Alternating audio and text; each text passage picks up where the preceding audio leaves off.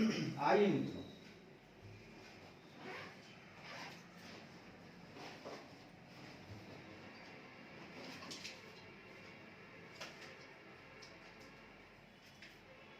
आइए हम लोग आगे बढ़ते हैं। ओके, आइए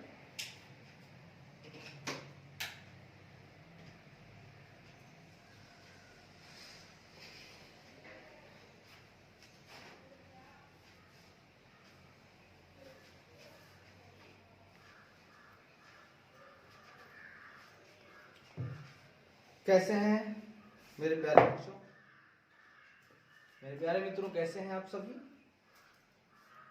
गुड, उम्मीद है आप लोग अच्छे होंगे। और अब हम लोग आगे बढ़े।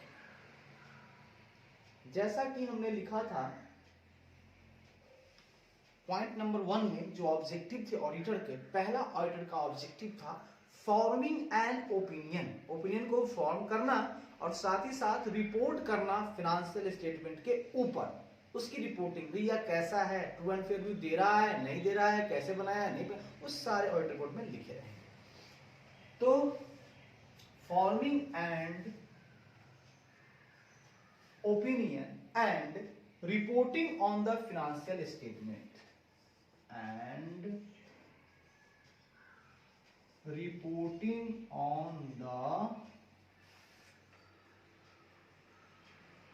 financial statement। आइए मेरे प्यारे बच्चों, ये जो है, ये हमारा जो स्टैंडर्ड ऑन ऑडिटिंग है, ठीक है, स्टैंडर्ड ऑन ऑडिटिंग जो ऐसे 700 है, वो बताता है कि एक ऑडिटर कैसे फॉर्म करेगा ओपिनियन और कैसे रिपोर्ट करेगा फाइनेंशियल स्टेटमेंट पर। इसकी सारी जानकारी, उसे क्या क्या इकट्ठा करना होगा, कैसे उसका प्रोसीजर होगा, ये सारा हमको मिलेगा ऐसे 700 में रिवाइज्ड, नया में रिवाइज कर दिया गया है। तो कैसे याद रखिएगा, देखिए, रिपोर्ट का ओ और फॉर्मिंग का ओ, 2 बार ओ मतलब कि 700, 2 जीरो मान लीजिए याद करने के लिए। जैसे ही फॉर्म का ओ जीरो जैसा दिखता है, रिपोर्ट एंड के बाद फिर रिपोर्टिंग स्टार्ट होता है, वो जीरो जैसा दिखता है, तो मानिए 2 जीरो।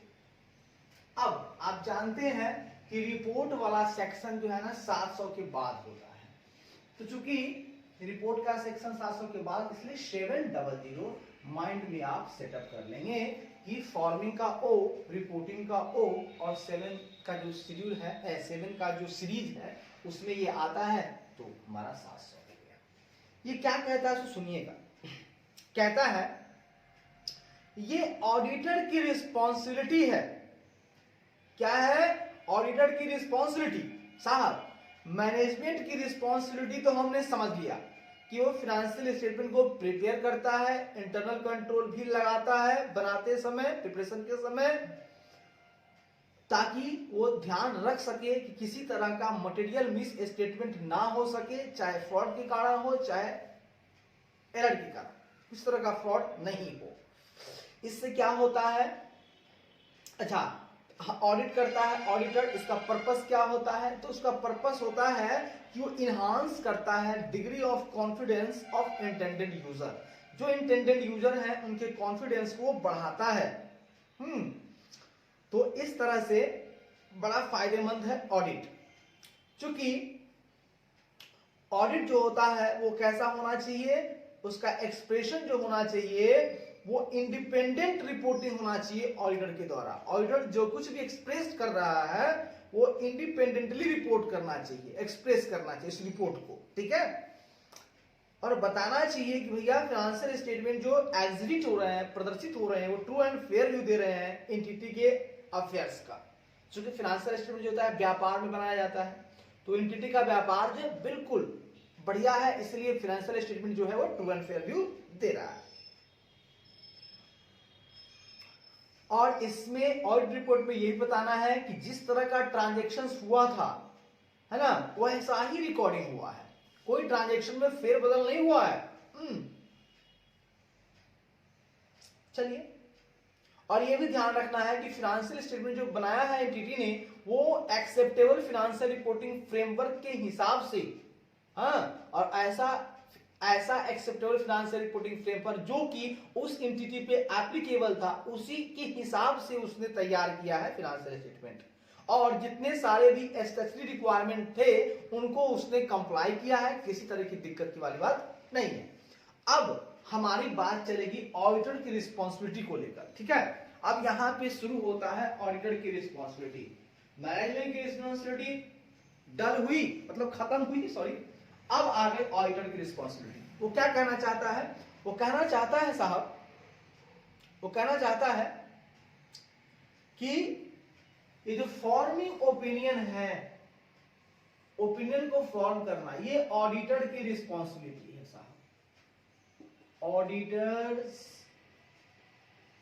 रिस्पॉन्सिबिलिटी, ये साहब ऑडिटर की रिस्पॉन्सिबिलिटी है। यहां से कोई दिक्कत वाली बात नहीं होनी चाहिए। ये ऑडिटर की रिस्पॉन्सिबिलिटी है कि वो ओपिनियन को फॉर्म करे, ठीक है, और रिपोर्ट करे किसके ऊपर?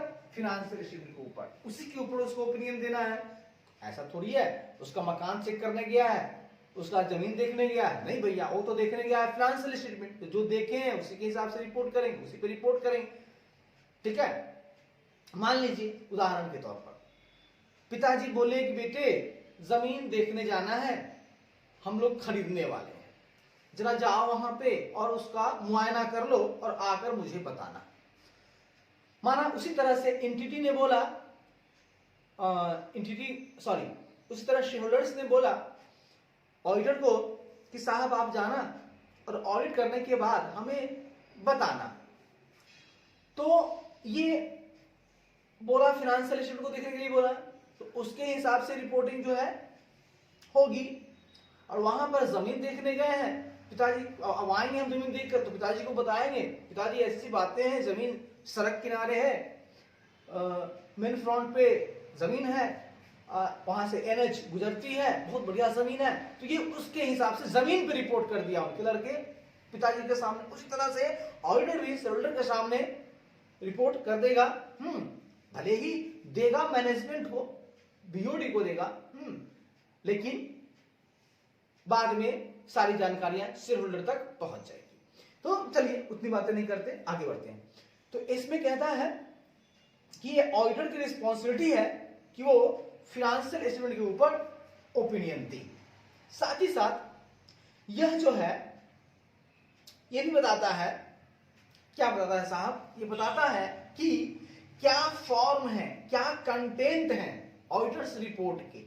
पहला नंबर ये तो बता दिया ओपिनियन। अब second number form and content. वो बताएगा कि फाइनेंशियल स्टेटमेंट जो बनाया गया है, जब हमने ऑडिट किया फाइनेंशियल स्टेटमेंट का तो हमने आपको दिया रिपोर्ट, तो उस ऑडिटर्स की रिपोर्ट में जो जो फॉर्म है, जो जो कंटेंट है, कि हमने ये बताया, ये देखा, ये जांचा, जितनी सारी बातें, ठीक है, उन सारी बातों को वन बाय वन वो बताएगा। Form and content of the auditors report. भैया हम रिपोर्ट तो दे रहे हैं, हम साथ ही साथ क्या फॉर्म है उसका और क्या उसमें कंटेंट है वो सारी बातें बताएगा, ठीक है। ऑडिटर्स रिपोर्ट का ऑडिटर्स का रिपोर्ट कैसे इशू होगा? वो रिपोर्ट क्या है? तो result of an audit of financial statement. ये ऑडिटर्स रिपोर्ट पूछेगा क्या है कोई, तो बताइएगा ये है result of an audit of, एक रिजल्ट है of an audit of financial statement. बहुत बढ़िया। कोई भी सवाल जब पूछ दे आपके, भैया बताइएगा ऑडिटर्स रिपोर्ट क्या होता है, तो बताइएगा ऑडिटर्स रिपोर्ट कुछ नहीं है। अरे भाई हम जैसे जमीन देखने गए ना, तो जमीन देख करके आए तो उसको एक पेपर पे लिख दिए ताकि पिताजी को जल्दी समझ में आ जाए। वैसे ही हम फाइनेंशियल स्टेटमेंट जब देखने गया ऑडिटर, तो पूरी बातों को एक पन्ने में लिख दिया, एक पेज 2 4 5 पेज का बना लिया, उस सारी बातें को लिख दिया ताकि उससे भूल ना हो, मिस्टेक ना हो। दिमागी है ना भाई, मिस कर सकते हैं। तो सारी बातों को जो है ना ऑडिट करते समय जितनी बातें थी उसको लिख डाला पेज पे, ऑडिटर ने लिख दिया और लिखने के बाद जो है तैयार किया, उसी को हम बोलते हैं ऑडिटर्स का रिपोर्ट।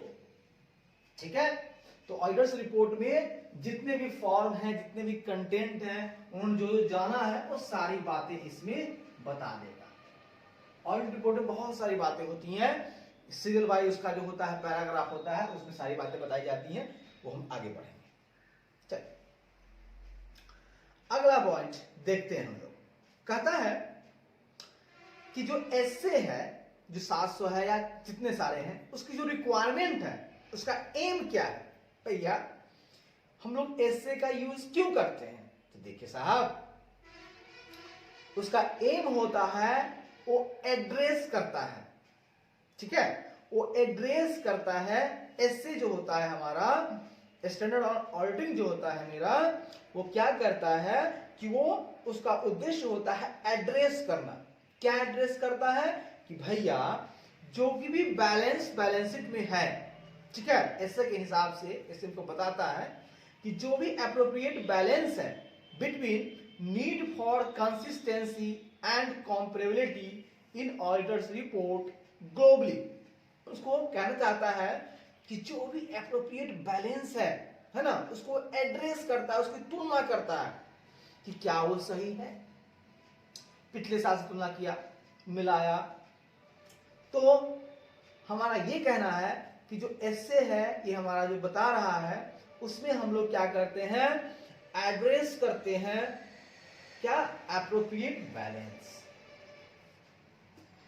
हम लोगों का जो एसे है उसका एम क्या होता है, उसका एम होता है एड्रेसिंग द एप्रोप्रिएट बैलेंस।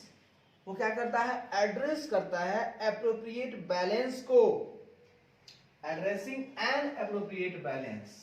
बहुत सुंदर, इसका काम क्या है, एप्रोप्रिएट बैलेंस को एड्रेस करना उसका काम है। एम आई right? Okay good.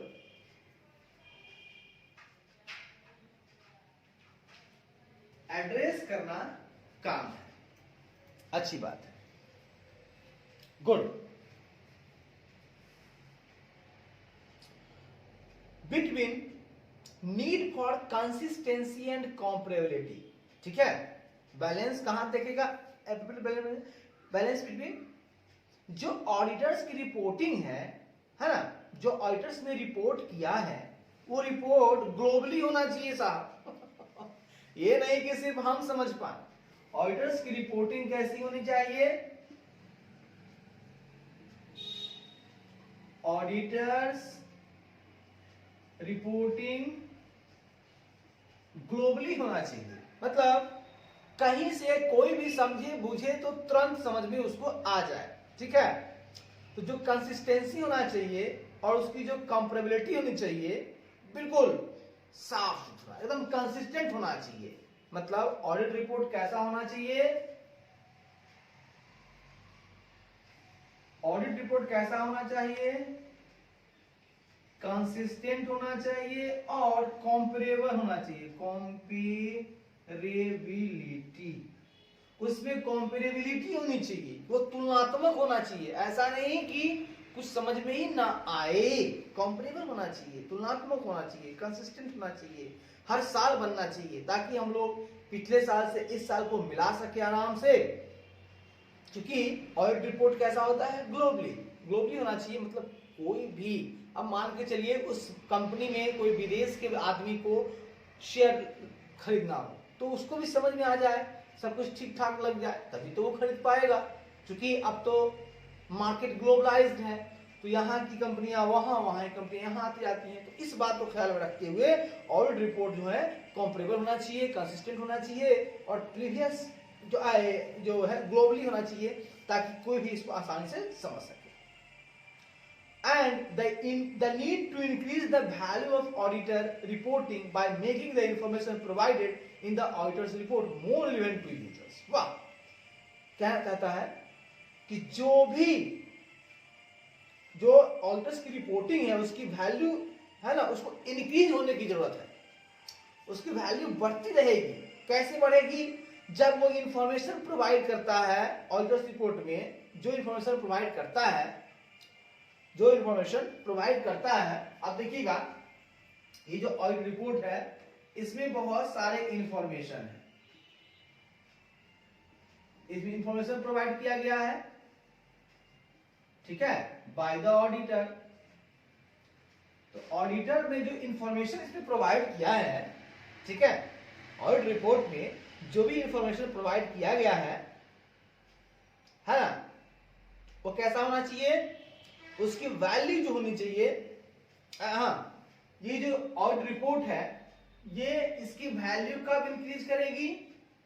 Value increase, audit report की वैल्यू तभी इंक्रीज करेगी जब उसमें जो इंफॉर्मेशन प्रोवाइड किया गया है ऑडिटर के द्वारा वो कैसा होना चाहिए? More relevant to users. कैसा होना चाहिए?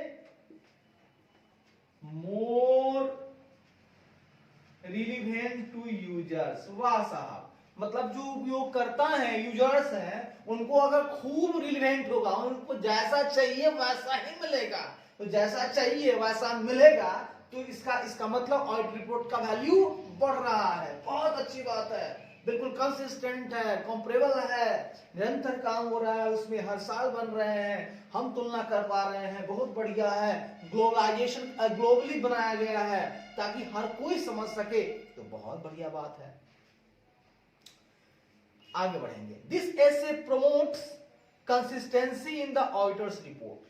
ये जो एसे है ना वो प्रमोट करता है कंसिस्टेंसी ऑडिट रिपोर्ट का, but recognises the need for flexibility to accommodate particular circumstances of individual jurisdiction. वाह, कहता है वैसे तो ऑडिट रिपोर्ट कैसा होना चाहिए सर?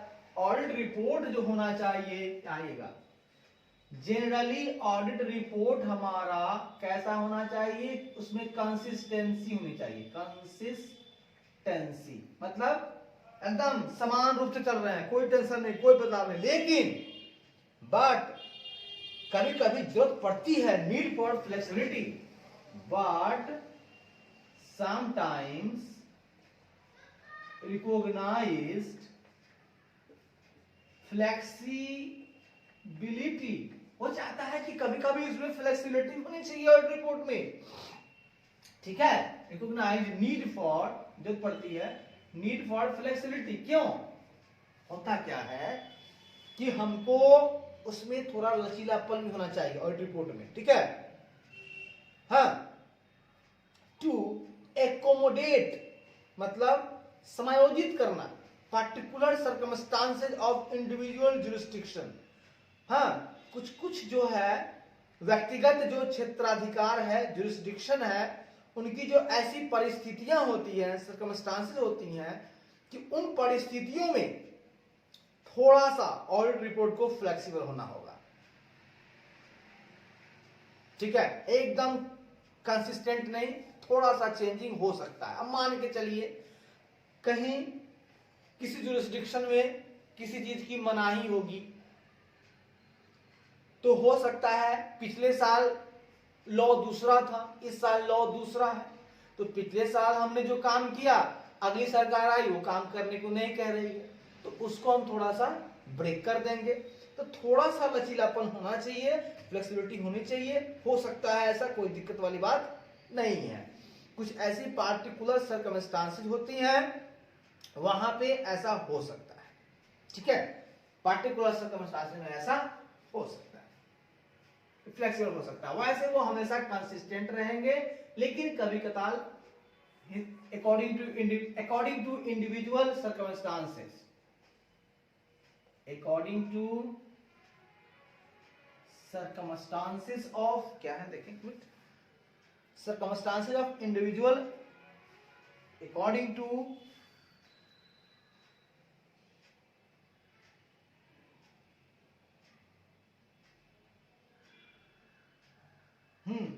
ताकि कोई जुरिस्डिक्शन हो वहां पे वो समायोजित हो पाए, वहां भी काम कर जाए। Particular circumstances accommodate to, flexibility होनी चाहिए ताकि, ध्यान दीजिएगा, फ्लेक्सिबिलिटी होनी चाहिए to accommodate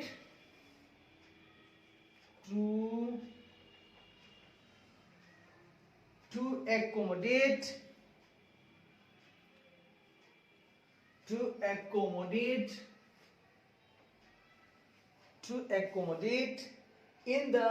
accommodate particular circumstances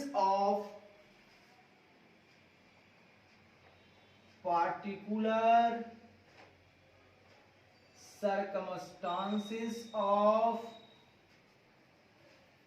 individual jurisdiction,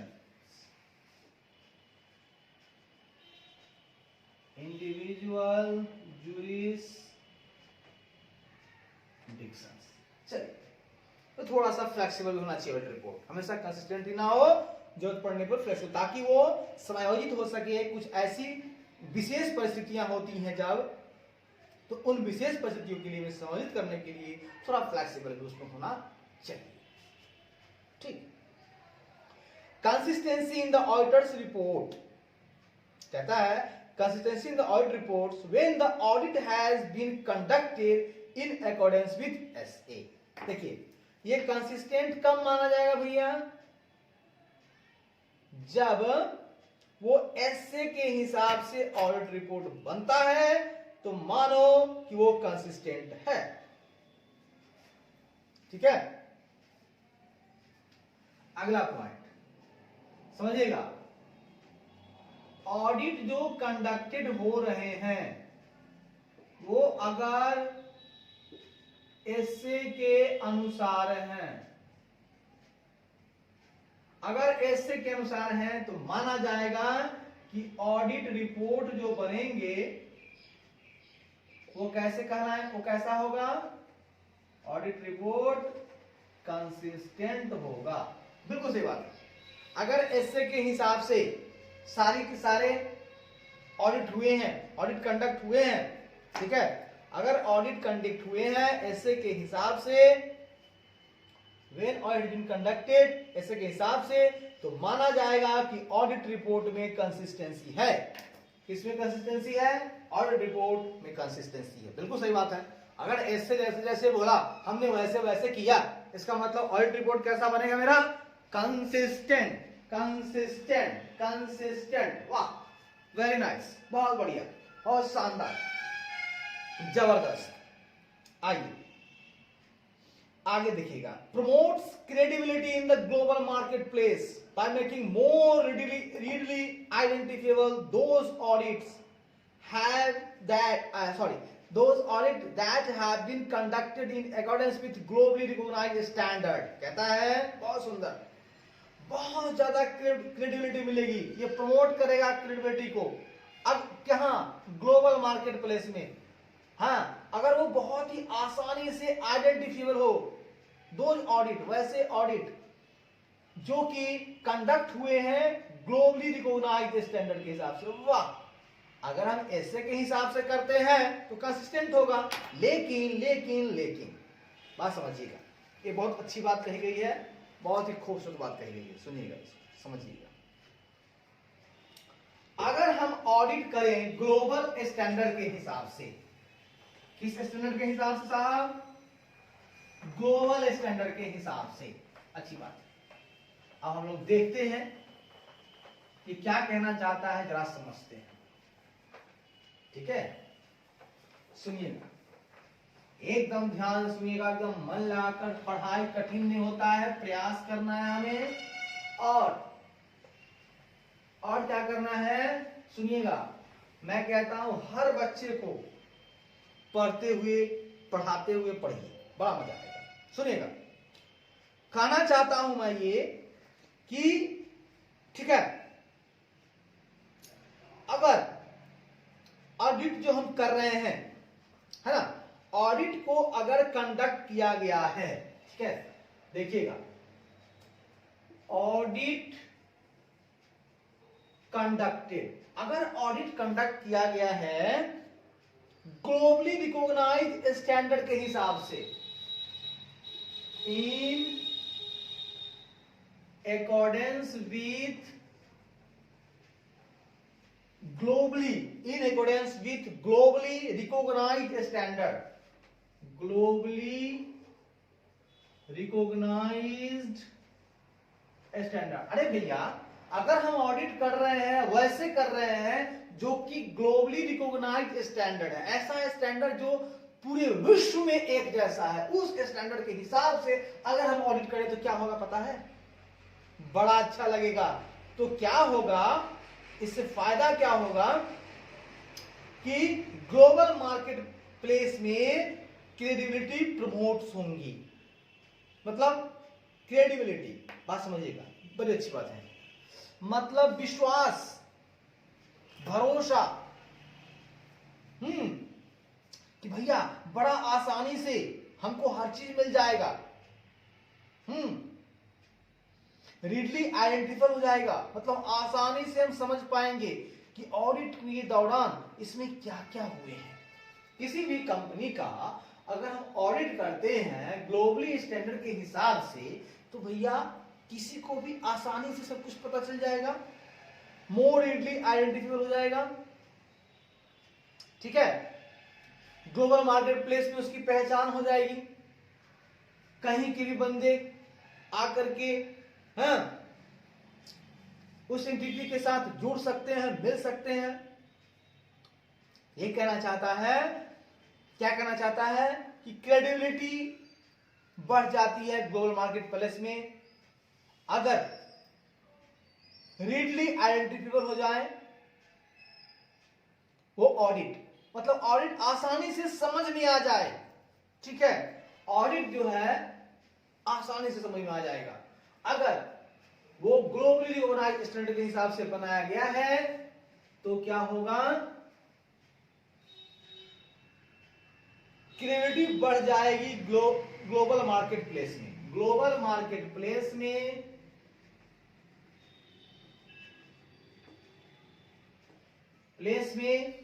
credibility जो है बढ़ जाएगी।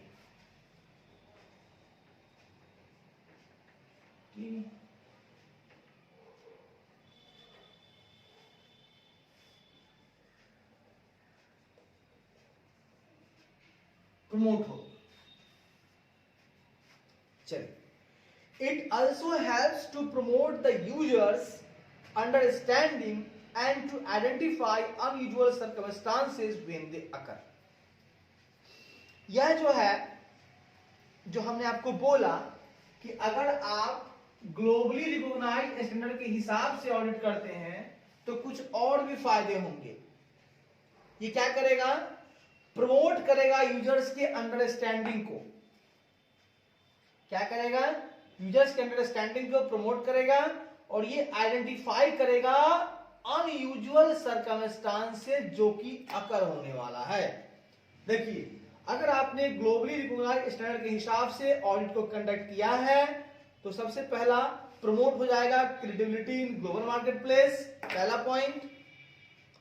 दूसरा फायदा मिलेगा यूजर्स के अंडरस्टैंडिंग को अच्छा बेहतर मिलेगा, और अगर कोई अनयूजुअल सर्कमस्टांसेस हो रहे हैं वो भी पता चल जाएगा, ठीक है।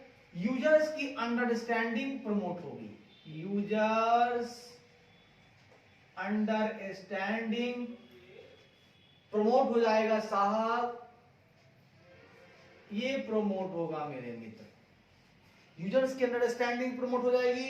बहुत खूबसूरत, बहुत बढ़िया। चलिए दूसरा नंबर और तीसरा काम होगा मेरे मित्र, एक और होगा अनयूजुअल सर्कमस्टांसेस अगर है तो उसको भी बेनिफिट मिलेगा, समझिएगा। हाँ कोई है क्या सर?